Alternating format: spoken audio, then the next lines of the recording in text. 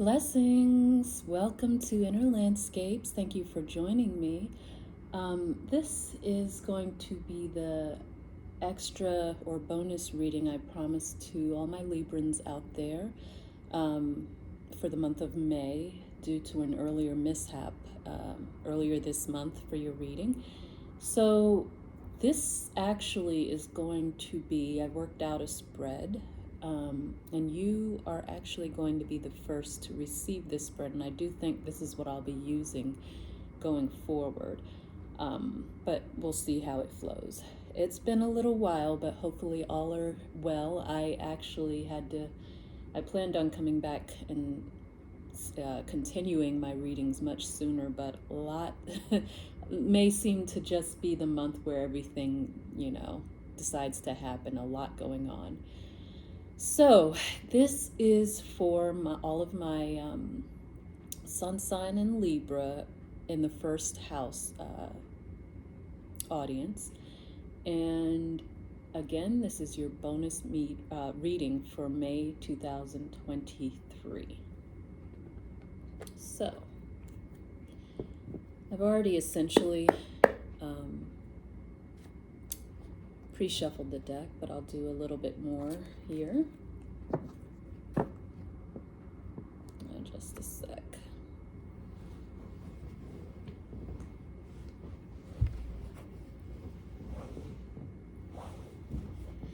Okay.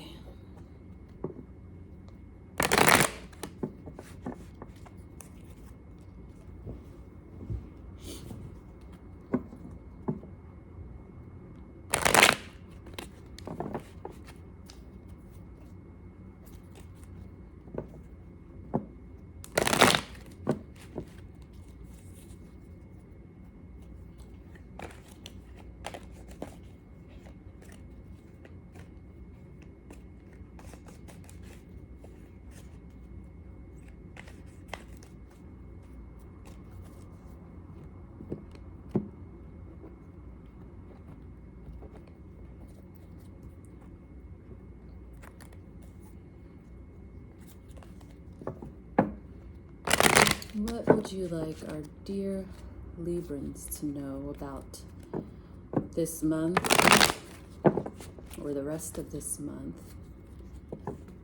of May 2023? Let's see what's going on here. Any extras, anything else you would like our Librans to know about this month for them? Any other messages other than what I've previously given for their month of May 2023? Let's see.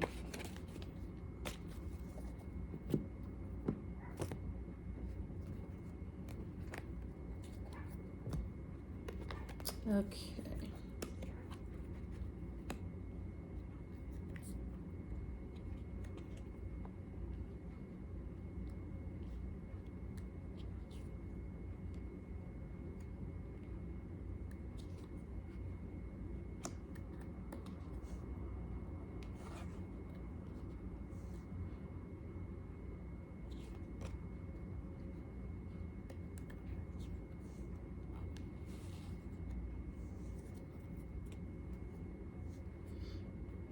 All right. So the first card we have is the Nine of Swords. I don't know if you can see that. Nine of Swords in reverse. And this is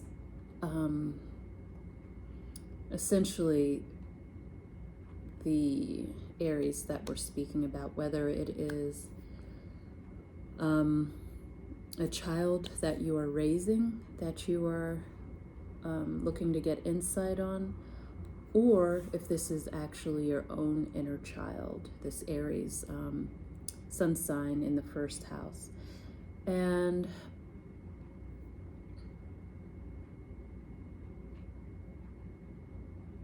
it looks like they've been through, or like I mentioned earlier, will be going through this month, some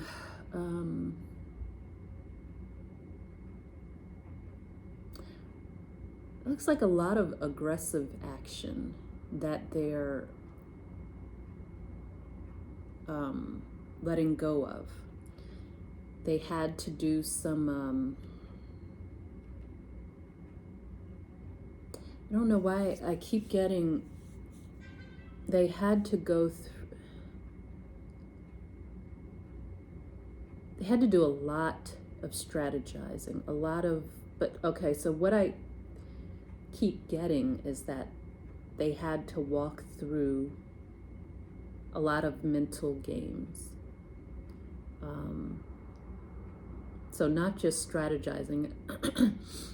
The strategizing may have been on this Aries part, this child's part, but it was a strategizing due to a lot of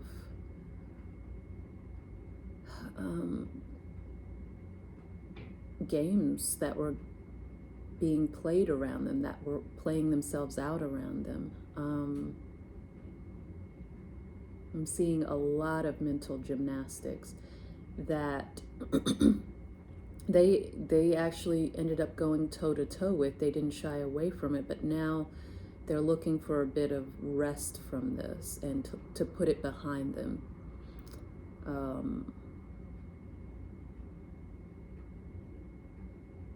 They're really trying to, they're in the energy of doing away with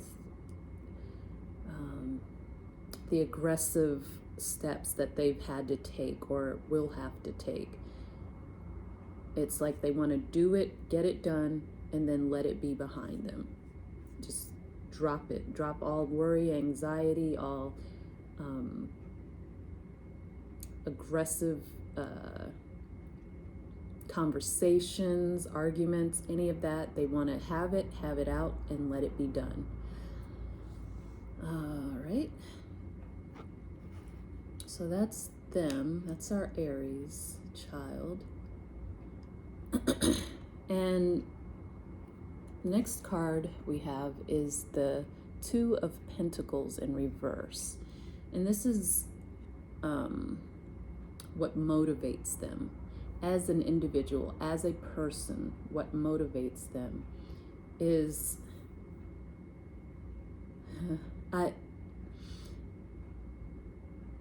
interestingly enough, even though Mars is the ruling planet of Aries, which in itself naturally means the planet of action, passion, aggression, confrontation, things like that, getting things done. What I see in this Aries in the first house child is that they actually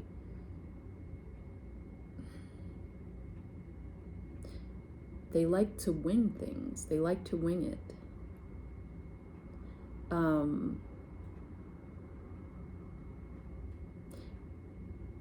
This is how they like to operate. This is what drives them. They like to arrive at a decision. They like to decide on something, but then how they get there, they like to actually not plan those in-between steps. They naturally wing it. That's just what they're naturally called to do, to just go with the flow.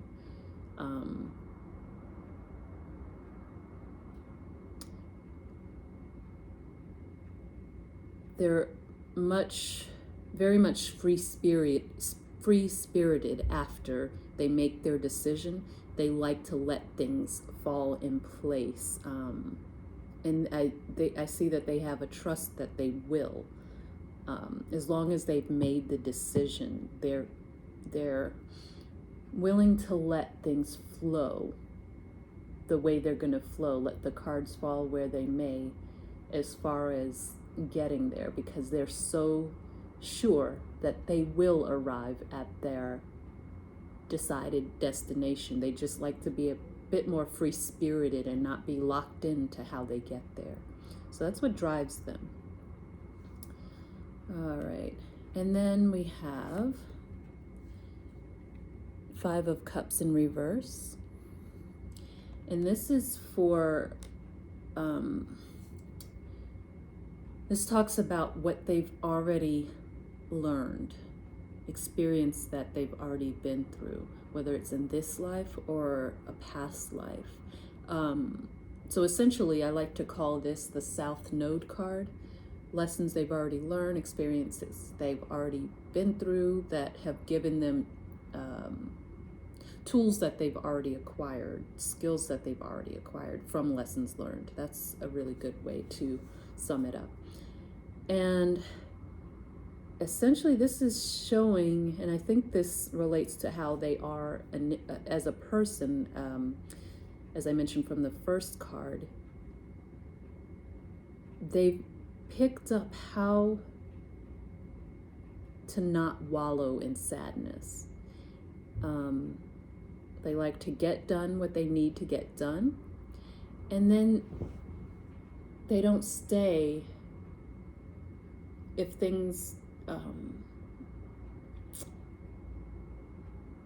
aren't the happiest of circumstances afterwards, or what they have to do brings about some kind of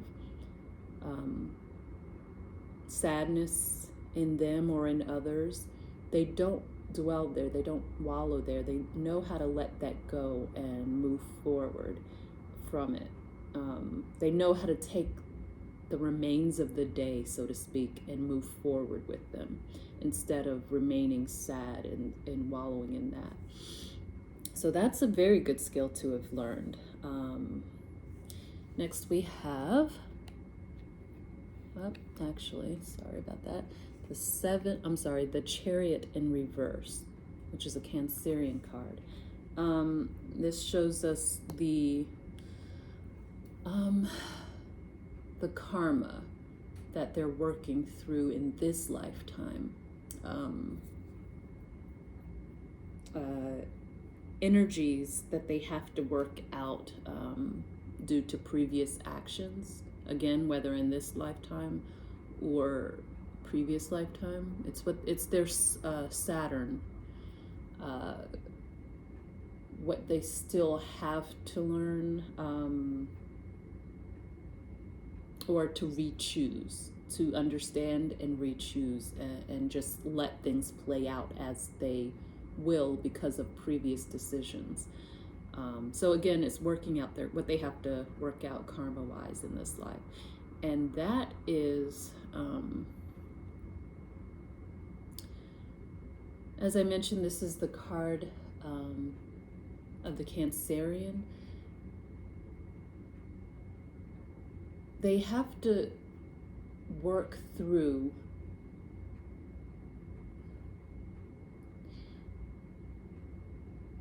learning how to balance their emotions.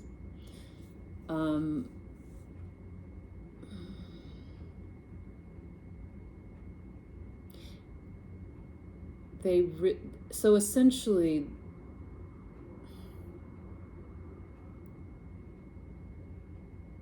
they need to understand their emotions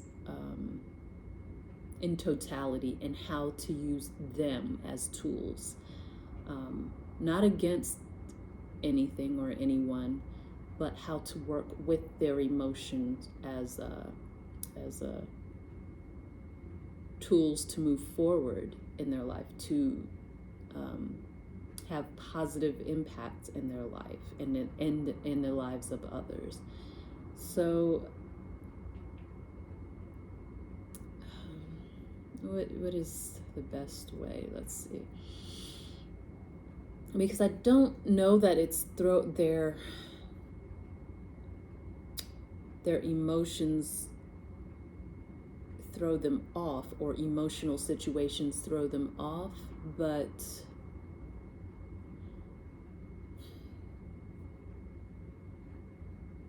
I think that if they were to understand and learn how to balance and work with their emotions better and more often, they'd have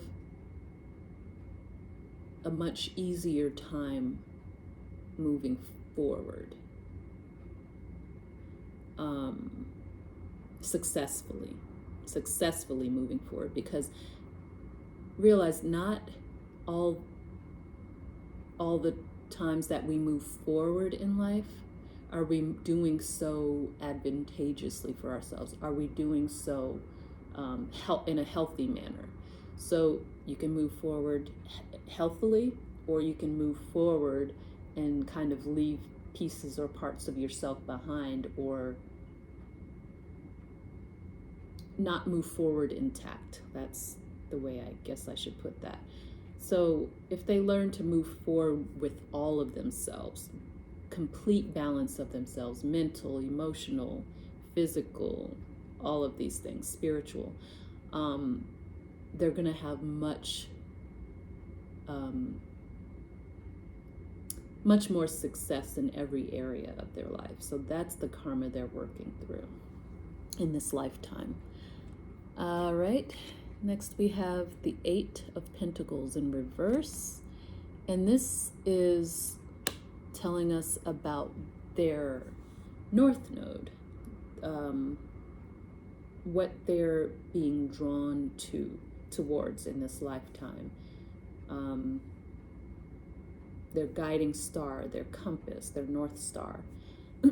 And it's to not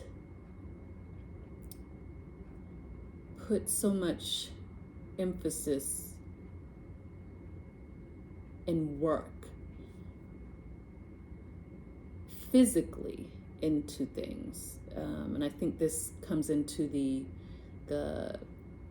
maybe the aggression part, the action part of how they do things in this world, that it doesn't,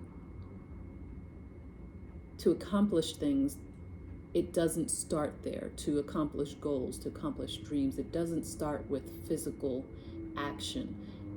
And that's and for them to understand that that's not where the emphasis should be applied. Not that it doesn't matter, the physical work that you have to put in, which can require sometimes aggressive action or just strong, powerful action, but to start within the self, within how they think, their ideas, the why behind it, then how they feel about it. So I feel like there may be one of those first two steps missing as far as how they go about attaining things in life, that they're being guided towards understanding the full or fuller process of how to attain things in this world, their goals. So basically working a lot less hard in the physical sense of attaining things, and letting the flow happen more naturally through the full process of how they think about things, maybe changing perspective in that way, as well as balancing and understanding and working with how they feel about things. That's going to be the great start, the great impetus that will help them work a lot less hard and aggressively in the physical in order to accomplish whatever it is that they're looking to accomplish. Okay, and then we have the High Priestess in reverse for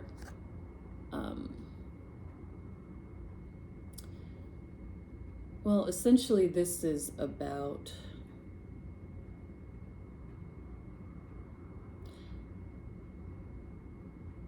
how you can best support them, you as a role model, I guess you could say, in this child's life, in this Aries life, how you can best support them and who they are. And that's literally by sharing what you know, everything you've learned from this life with them.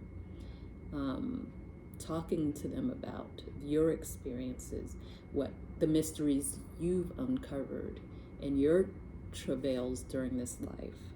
That would be being open with them and talking about what you know to be true for yourself will be a big help to this person in being who they are and being their best selves on their journey in this life.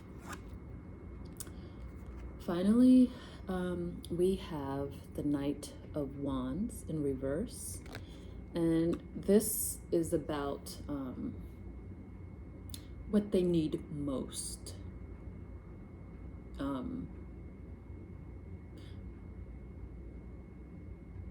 So in addition to how you can best support them, this card placement shows what their deepest need is, just in general in this lifetime, because of who they are.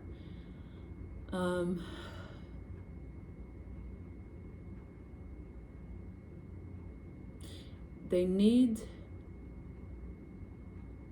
to get and gain a better hold and grip and understanding of what drives them, what motivates them, what their passions are, why they're their passions.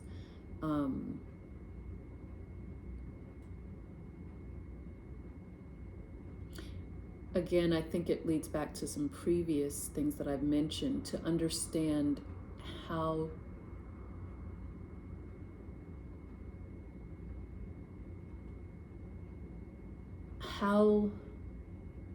to best flow with their passions without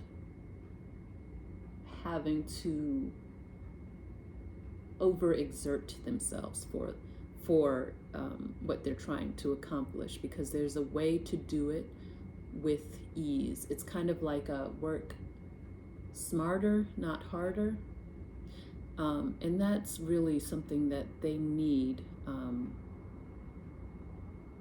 within themselves. They need to come to an understanding of and figure out, I have all of this passion, all of this drive within me to do A, B, or C, whatever it is that they're here to do, but I don't understand truly where this comes from and how to truly work with it. And I think that's why there may even be starts and stops, a lot of starts and stops in their life, because without having a good steering mechanism, and an understanding of how to steer it, how to let their passions flow and flow forward, it's a jerky energy. Otherwise, they have a lot of impetus, a lot of energy, and sometimes it just pops straight out of the gate and it's just ready and it goes. But then it comes to a point where they realize, okay, well, this isn't balanced, and so things kind of falter. And it's just their need to understand how to guide their passions, and that's in the rest of the cards that I've previously mentioned. That's their deepest need, to gain a better understanding and mastery of their passions, how to work with it.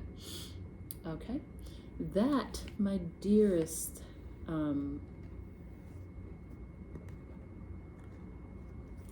Libras, is your reading for May.